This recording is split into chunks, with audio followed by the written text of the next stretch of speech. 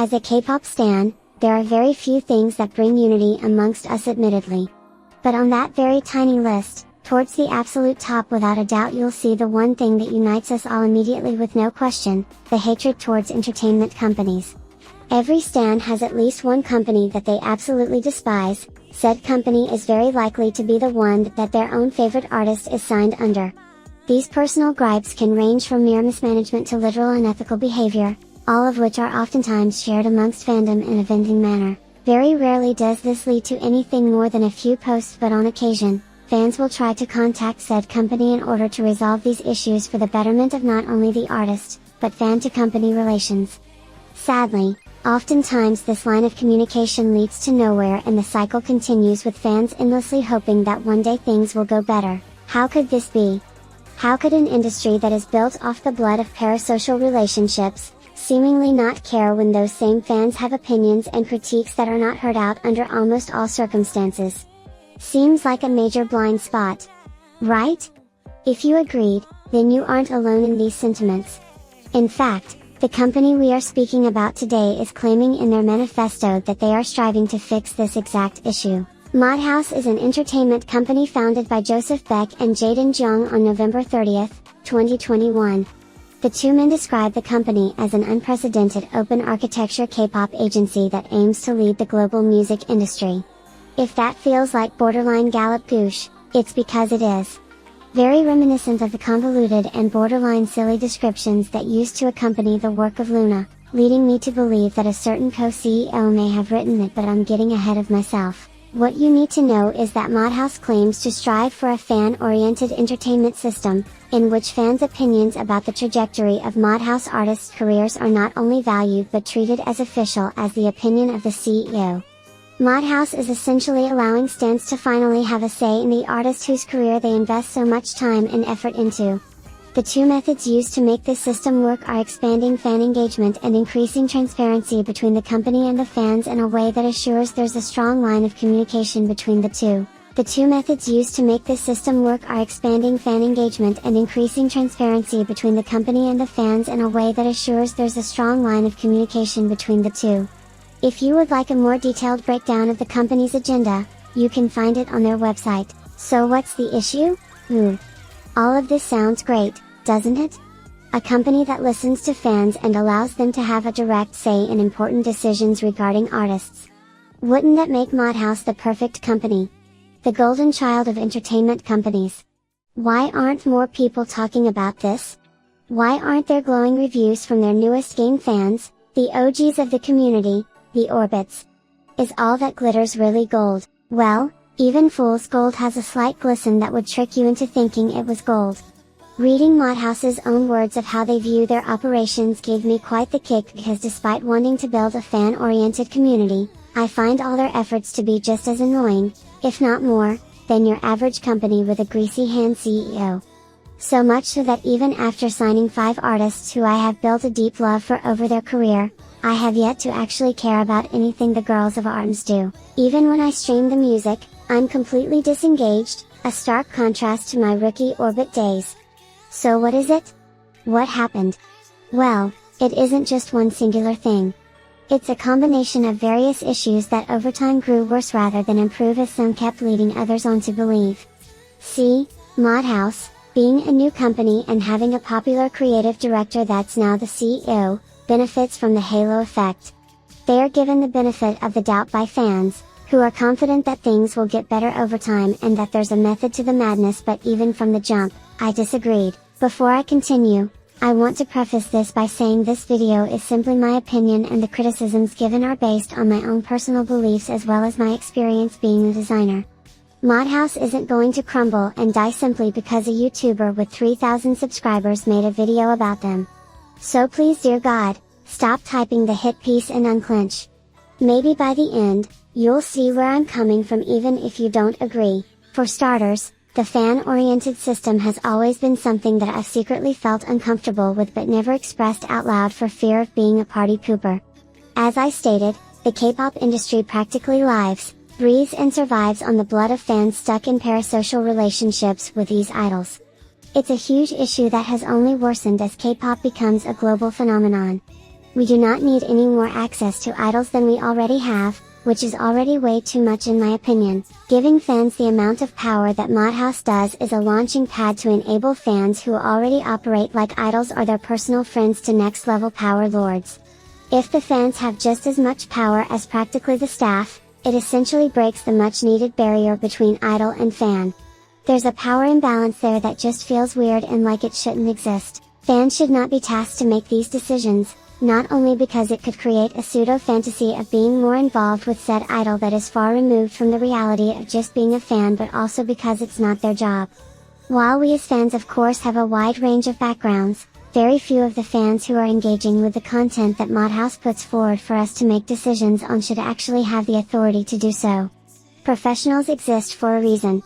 You hire people for jobs like these, you attend meetings to make decisions like these. Fans should not be tasked to make these decisions, not only because it could create a pseudo-fantasy of being more involved with said idol that is far removed from the reality of just being a fan, but also because it's not their job.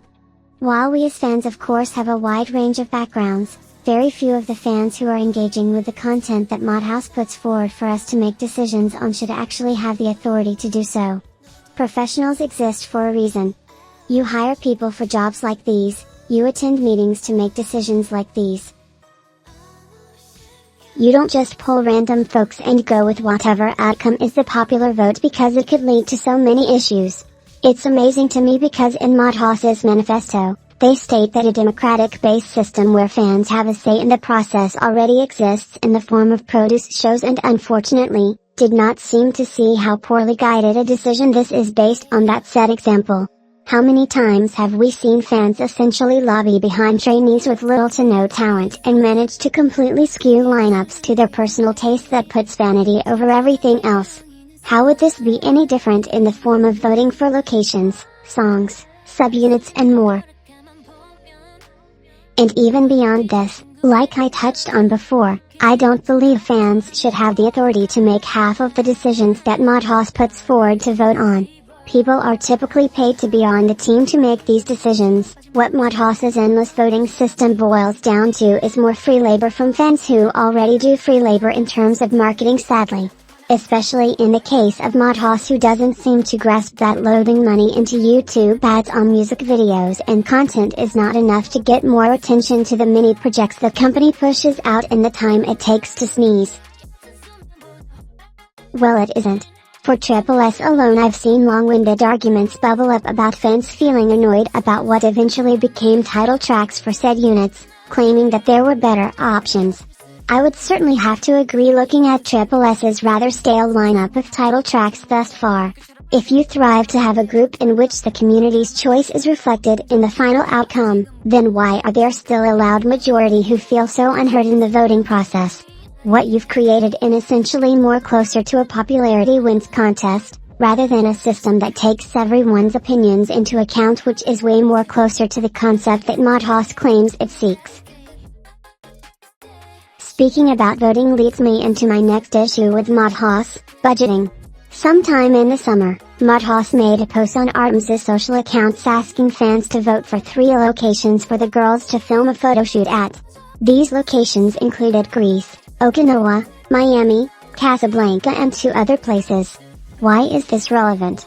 This vote came right at the heels of the release of Version Up, Odd Eye Circle's first comeback under the company. Version Up is an album I've avoided speaking about for months because it crushes my orbit heart to ever be very critical of the work LOONA produces, as I always feel like people are much harder on them than others at times. That being said, this video is a critique piece of Modhaus, and there's no better way to address the company's failures than to simply look at much of a poor man's project this era was. I mean, this is the Odd Eye Circle, the most popular subunit of LOONA, let alone Jaden's most critically acclaimed creation to date. Yet you'd never think he was a part of the project's creation the way it's so haphazardly put together. Gone are the days of Jaden being a perfectionist, and in are the piss-poor mixing jobs that are found in every single song that is released under the Modhaus label. From there, the album production doesn't get any better.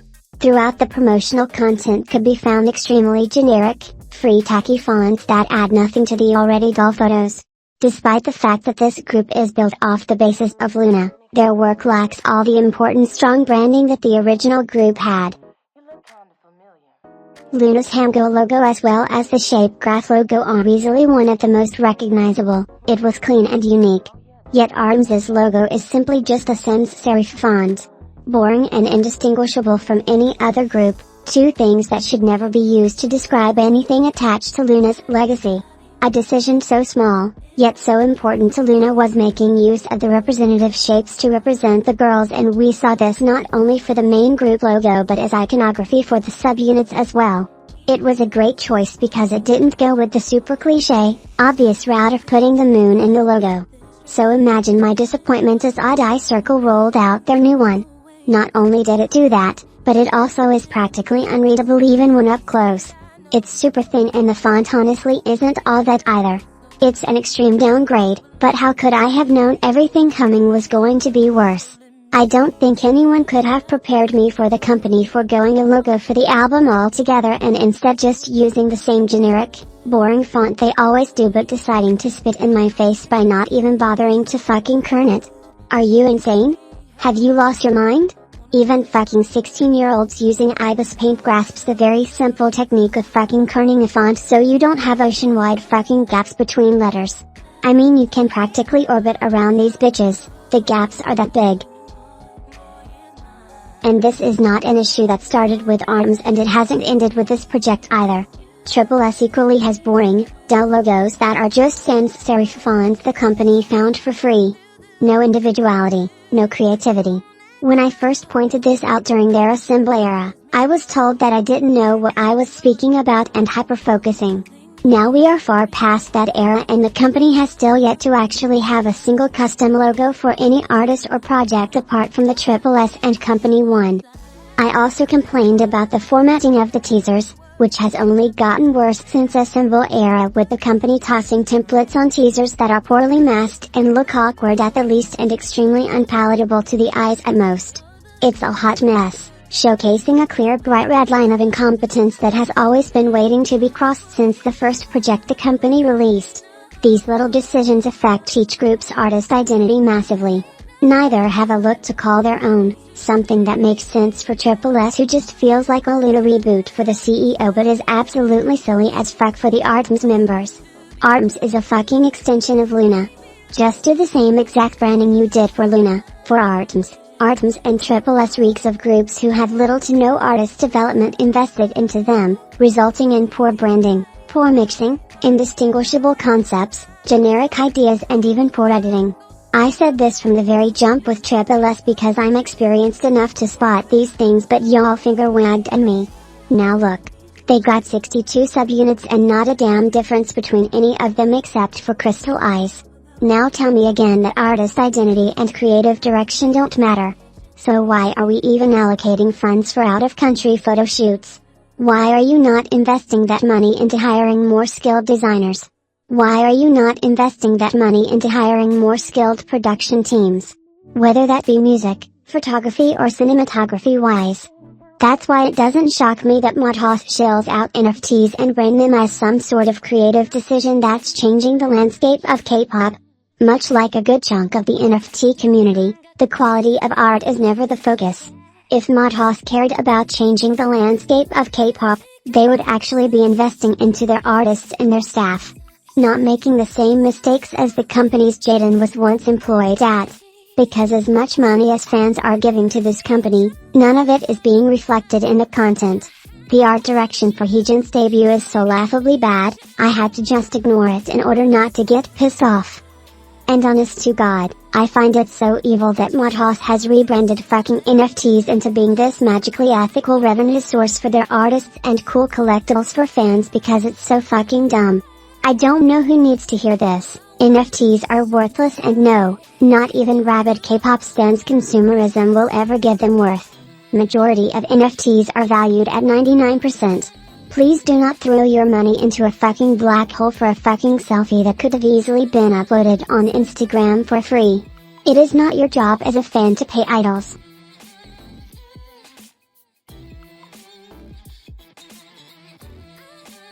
It's the company's job. They're quite literally employees for said company. If the company does not have enough money to give their idols a livable wage, they shouldn't fucking exist.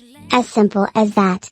Lastly, K-pop stans already have an issue when it comes to the insane amount of waste people leave behind endlessly buying albums for stupid fucking pieces of cardboard. It's an issue that we have not even begun to solve. The last thing we need is even more waste in the form of e-waste. The e-waste we create from being on our phones and laptops are for use in business and entertainment. It's our way of life and communication. We simply need it. You do not fucking need a virtual photo card. NFTs are not equivalent to emails, and if you genuinely think they are, let alone think buying photocard NFTs is as valuable as communicating on your phone, you need a reality check bad. Modhaus is the perfect example of a company failing upward. Constantly putting money towards frivolous things, don't hate in establishing their artists, constantly claiming to be pushing the envelope yet always recycling ideas and taking zero chances that Jaden hasn't already, and constantly reserving responsibilities for fans that paid staff members or at the very least the artists should be doing themselves. Honestly, the funniest part about all of this is Modhaus seeks to fix an issue that felt like it never existed, and in their attempt, they forget what their actual job as a company is. Yes, fans sometimes daydream about being able to pick title tracks or deciding certain things, but that has never actually been a real issue anyone has cared about. What we as fans want are our idols to be happy, healthy, and to be given a good shot in their career to succeed. Transparency about the way you treat your artists does not have to extend all the way to giving fans a chair in the management room. There's a reason why Modhaus can say they are the only company to do this. It's because other companies understand how batshit crazy of an idea it is and how things can go awry quickly. As such with Modhaus, artist development is such a delicate process. When you're padding out your artist career, that requires consistency, a consistency that simply cannot be maintained with the way Modhaus runs. One choice can completely steer the group in a separate direction that might not actually be what they need. It's not the fans' fault, because how would the fans be able to comprehend that? To a fan, you just pick what you want. If you're thinking strategically about making a decision regarding a group you stan, I'm sorry, but at that point you need to be getting paid. And do not believe that I'm simply just chirping with no actual movement. I try to offer myself and my help to Modhaus, to no response. There are dozens and dozens of fans who are indeed qualified to actually help Modhaus professionally. Modhaus utilizes none of the resources they have at hand. For a company that prides themselves on a healthy relationship between fans and themselves, it honest to God feels like Modhaus uses fans as a voting bot system. Nothing more, nothing less. I desperately want to see this change. I want Modhaus to stop putting effort into NFT nonsense and actually invest in a stronger team of creatives and a better marketing team. I want the work coming out of the company to age well. I want to root for not only the artists, but the company as well, but in this state, I refuse to. I'm hoping 2022 will be the last year. So yeah, that's the video. This is one I've been wanting to make for a while, because a big pet peeve I have is when I express my critiques of a company or how a group is handled and get shitted on only to be proven right in the end. I always knew that Modhaus would get worse over time. I wasn't dogging on the company simply cause of Jaden's involvement, though I did give them hell even more because of it. You shouldn't be an industry veteran and putting out work worse than your last. That simply makes no sense. Anyways, bye.